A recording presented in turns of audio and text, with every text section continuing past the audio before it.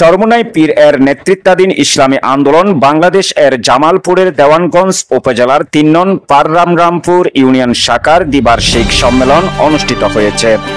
রবিবার ২০ এপ্রিল উপজেলার ৩ নং পাররামরামপুর ইউনিয়নের তারাটিয়া হাই স্কুল মাঠে এই ইসলামী আন্দোলনের দ্বিবার্ষিক সম্মেলন অনুষ্ঠিত হয়।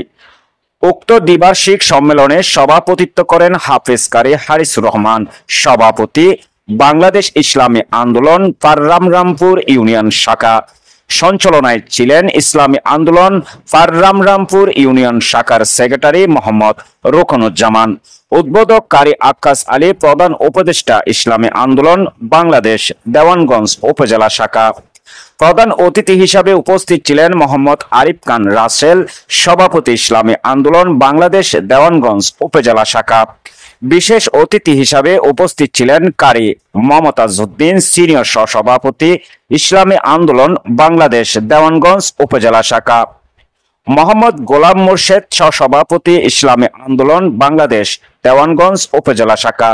আলহাজ মাওলানা আবুল হাশেম, নায়েবে সদর বাংলাদেশ মুজাহিদ কমিটি দেওয়ানগঞ্জ উপজেলা শাখা।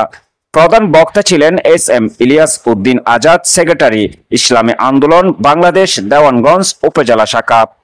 আমন্ত্রিত অতিথি হিসাবে উপস্থিত ছিলেন মোহাম্মদ জাকিউল ইসলাম, জয়েন্ট সেক্রেটারি ইসলামী আন্দোলন বাংলাদেশ দেওয়ানগঞ্জ উপজেলা শাখা। আন্দোলনে আরো উপস্থিত ছিলেন ইসলামী আন্দোলন বাংলাদেশ পাররামরামপুর ইউনিয়নের সকল ওয়ার্ড থেকে আসা ইসলামী আন্দোলনের কর্মীরা। নবনির্বাচিত সভাপতি হয়েছেন মাওলানা হারিসুর রহমান, সাধারণ সম্পাদক হযরত আলী বাবুল, সাংগঠনিক সম্পাদক সাগর আলী।